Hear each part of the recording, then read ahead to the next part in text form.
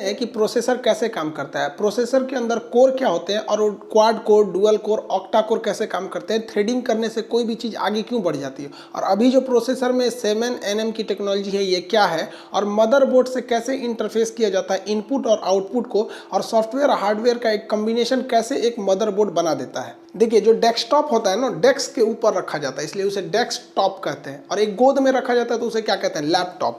जैसे ये जो है ना, ये एक लैपटॉप है, तो इसमें सबसे मेन जो डिवाइस होता है ये इसका प्रोसेसिंग यूनिट, ये नीचे वाला हिस्सा होता है, ये तो इसका मॉनिटर यानी स्क्रीन है। तो लैपटॉप में तो एक ही जगह होता है, डेस्कटॉप में ये अलग से होता है, इसे हम लोग कहते हैं CPU, सेंट्रल प्रोसेसिंग यूनिट। ये क्या करता है, किसी भी चीज़ को प्रोसेस करता है। आप प्रोसेस का मतलब नहीं समझ रहे हैं, क्या चीज़ होता है, मतलब किसी भी चीज़ की कैलकुलेशन करके उसका आंसर देना। आपको आंसर देने की क्रिया को प्रोसेस करते हैं, नहीं समझे। जैसे हम आपसे अभी प्रोसेसिंग कराते हैं, बताइए तो 3 + 5 करेंगे तो क्या होगा, आप झटाक से आंसर दीजिएगा 8।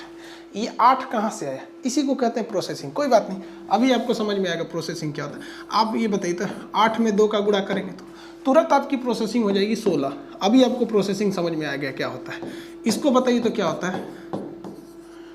अब लो, थोड़ी सी प्रोसेसिंग में टाइम लगी, अभी भी नहीं लगा। चलिए देखिए, इसको करिए तो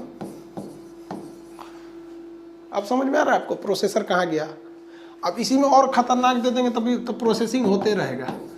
तो जो हो चुका प्रोसेसिंग आपका, अब तो प्रोसेसिंग नहीं होगा, आपसे फिर कॉपी कलम लगाना पड़ेगा। तो कैलकुलेशन में कितना टाइम लग रहा है, इसी को हम क्या कहते हैं, प्रोसेसिंग पावर के नाम से जाना जाता है। तो कंप्यूटर का प्रोसेसिंग पावर बहुत तेज होता है। लोग कहते हैं ना लड़कियों को दिमाग नहीं होता है, भाई ऐसा बात नहीं है, उनको भी दिमाग होता है, थोड़ा सा प्रोसेसिंग ऊपर नीचे हो। इसके अलावा भी कई तरह की प्रोसेसिंग होती है। ये तो जो थी ये अर्थमेटिक एंड लॉजिकल वाला काम था, यानी ये मैथ से रिलेटेड काम था। गुणा भाग, परसेंटेज निकालना, कैलकुलेटर याद रखना, कैलेंडर याद रखना, मैथ से रिलेटेड था। कुछ मेमोरी से भी याद रहता है। जैसे हम अभी से पूछेंगे, अभी के प्रधानमंत्री नरेंद्र मोदी, इससे पहले आप बता देंगे, तुरंत बता देंगे मनमोहन सिंह, उससे पहले बोलेंगे अटल बिहारी वाजपेयी, उससे पहले थोड़ा सा अटकने लगेंगे। जो यंग एज वाले हैं वो अटकने लगेंगे, उससे पहले अटकने, नरसिंह राव के पीछे वाला तो फिर तो दिमागे से उतर जाएगा आप लोग को। तो ये क्या है, मेमोरी में भी गड़बड़ी हो जाती है। तो इसके अंदर एक मेमोरी यूनिट भी होता है जो पिछले चीज़ों को क्या किए रहता है, याद किए रहता है। इसके अलावा इस CPU में एक कंट्रोल यूनिट CU भी होता है। कंट्रोल, जैसे मान के चलिए हम आपको 2 फोटो दिखा देंगे, एक यहाँ मोदी जी का रख देंगे, एक मनमोहन सिंह का रख देंगे। हम कहेंगे इसमें से उस फोटो पे हाथ रखिए जो वर्तमान प्रधानमंत्री है, तो आप मोदी जी पे रखिएगा। भूतपूर्व का बोलेंगे तो मनमोहन सिंह पे रखिएगा। तो ये आपके हाथों को भी कंट्रोल करता है। इधर जैसे हम कहते हैं कि दाहिना कान पकड़ो, तो हम ऐसे पकड़ लेंगे, बायां ऐसे पकड़ लेंगे। तो भाई साहब ये कंट्रोल भी तो कर रहा है। आप कहेंगे बायां पकड़ो तो पैर उठा के हम पकड़ेंगे, तो भैया को कंट्रोल करने वाला भी चाहिए ना कि कब कौन काम करेगा। आप गाना बजाने को कहिएगा तो प्रिंटर से छाप के निकाल देगा। भाई कंट्रोल करने वाला भी चाहिए ना कि गाना बजाने का काम कौन करता है, स्पीकर करता है। तो इसके अंदर 3 मेन काम होते हैं सब। कौन सा? Arithmetic and logical unit, memory unit and control unit. जब आप इन तीनों को मिला देते हैं तो इसे कहा जाता है सेंट्रल प्रोसेसिंग यूनिट। किसी को इस भागदौड़ की दुनिया में इतना फुर्सत नहीं है कि जो आपको सेंट्रल प्रोसेसिंग यूनिट कहेगा, उस चुपचाप से इसको प्रोसेसर कहता है। क्या कहता है? चुपचाप से इसे क्या कहेगा? प्रोसेसर कहेगा। पहले प्रोसेसर बहुत बड़े साइज के आते थे, लेकिन अब प्रोसेसर एकदम छोटे हो गए। बिस्किट का आधा जो बिस्किट होता है ना, उतना छोटा प्रोसेसर हो, मतलब बिस्किट बराबर प्रोसेसर हो गए सब। आप एक टाइगर बिस्किट ले लीजिए, वहाँ पे इतना छोटे प्रोसेसर हो गए और यही अकेले सारा काम कर देते हैं सब। तो ये जो बड़ा डेस्कटॉप देख रहे हैं लोग ना, इसके अंदर एक प्रोसेसर होता है एकदम छोटा सा, जो सारे काम को कर रहा होता है। इसके अंदर और भी बहुत सारी चीज़ें होती हैं। जैसे जैसे टेक्नोलॉजी जा रही है ना, हर चीज़ छोटा होते जा रहा है साइज में। तो ये जो प्रोसेसर था इतना बड़ा, सेंट्रल प्रोसेसिंग यूनिट, ये प्रोसेसर, इसको क्या किया गया, इसको भी इतना ही बड़ा साइज में रखा गया, लेकिन अंदर में 2 पार्ट कर दिया गया। क्या कर दिया गया? 2 पार्ट कर दिया गया।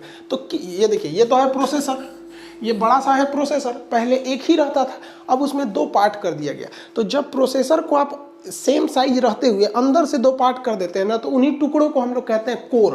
प्रोसेसर के अंदर के टुकड़ों को क्या कहते हैं? कोर कहेंगे। और अगर 2 टुकड़ा है तो कहेंगे डुअल कोर है। और अगर 4 टुकड़ा है, मान के चलिए 4 टुकड़ा हो गया, तो उसे क्या कहते हैं हम लोग? Quad core.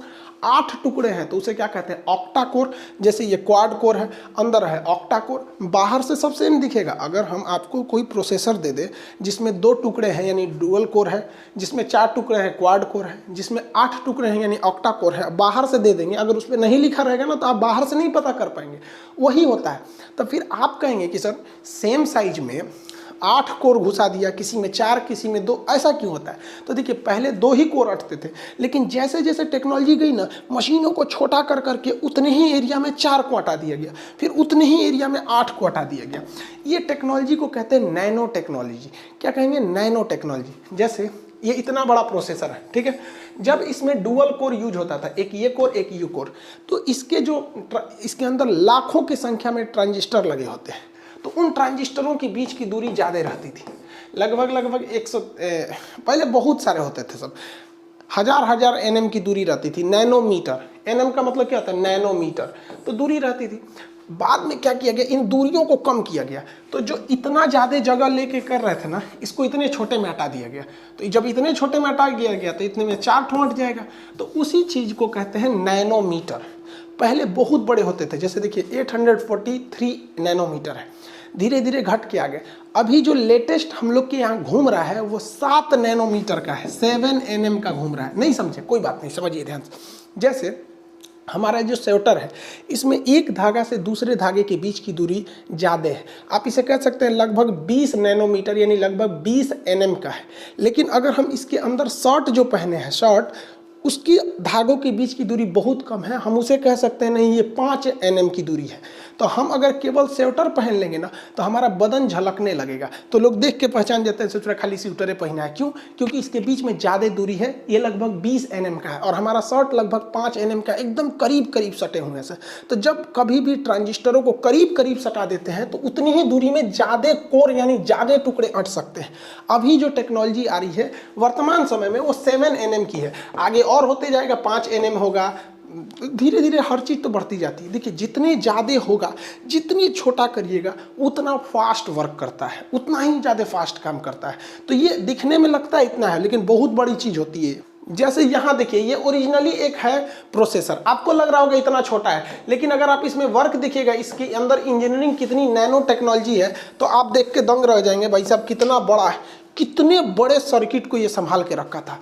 इसलिए इसको माइक्रोस्कोप से करके देखा जाता है, एकदम छोटे छोटे होते हैं, इसलिए इसे कहते हैं नैनोमीटर एनएम टेक्नोलॉजी। तो अब आप मोबाइल या खरीदिएगा तो कोशिश कीजिएगा 7 nm का खरीदे प्रोसेसर, वो और फास्ट करेगा, क्योंकि साइज इतना ही और उसमें कई सारे कोर क्या हो जाएंगे, अट जाएंगे सर। तो अभी ऑक्टा कोर बहुत आगे चल रहा है, अगर ऑक्टा से भी ज़्यादा आ गया तो उसे मल्टी कोर कहते हैं। अब बार बार कितना का नाम रखिएगा, मल्टी कोर के नाम से जानते हैं। ऑक्टा कोर के बाद अगर 12 कोर आया, 16 कोर आया, 20 कोर आया, तो उसे क्या कहते हैं, मल्टी कोर के नाम से जानते हैं। अब इन कोर का फायदा क्या होता है? आप कहते हैं कि सर ये क्या जरूरत है दो को कोर कैला बिना, डुअल कोर सटा के रख दीजिए, एक को रहेगा, आखिर कमवा तो वही है। लेकिन देखिए है क्या कि कोर के बांटने से एक फ़ायदा ये होता है कि हम लोग एक ही मोबाइल या एक ही कंप्यूटर में कई सारा काम करते हैं। जैसे आप देखते होंगे यूट्यूब खोले हैं, मान के चलिए उसको बीच वाला बटन से उसको मिनिमाइज कर चुके हैं यूट्यूब को, आप क्या कर रहे हैं, ईयरफोन लगा के गाना भी सुन रहे हैं, यानी आपका म्यूजिक प्लेयर भी चल रहा है, किसी से चैटिंग भी कर रहे हैं, तो व्हाट्सअप भी चल रहा है, तब तक उधर यूट्यूब से कोई वीडियो डाउनलोडिंग में लगा है, मतलब एगो डाउनलोडिंग कर रहा है, एगो चैटिंग कर रहा है, एगो गाना सुना रहा है, एगो नेट संभाला है। मतलब अगर इसको आप एक ही में कर दीजिएगा तो भाई साहब ये एक ही काम कर पाएगा। लेकिन जब आप इसे कोर में बांट देते हैं, कई कोर में बांट देते हैं, तो ये क्या करता है, कुछ काम ये संभाल लेता है, कुछ काम ये संभाल लेता है, तो अच्छा से हो जाता है। इसलिए जिसके मोबाइल या कंप्यूटर में कोर की संख्या ज़्यादा होती है ना, वो कई काम को एक साथ आराम से कर लेते हैं। नहीं तो ससुरा डाउनलोडिंग होगा तो ससुरा रुक जाएगा, लगेगा गोल गोल गोल गोल घूमने, उसका प्रोसेसिंग लेट हो जाता है। तो ये फ़ायदा होता है कोर का, जितना ज़्यादा कोर होगा उतनी ज़्यादा वो मल्टीपल फंक्शंस को कर सकते हैं सब। लेकिन कुछ ऐसी चीज़ें होती हैं जो बहुत ज़्यादा वर्क कंज्यूम करती हैं, जैसे रेंडरिंग करना। रेंडरिंग मतलब जब आप वीडियो को एडिट कर देते हैं, कई टुकड़ों को जोड़ देते हैं, तो उसे एक लाइन में बना कर निकालने को कहते हैं रेंडरिंग।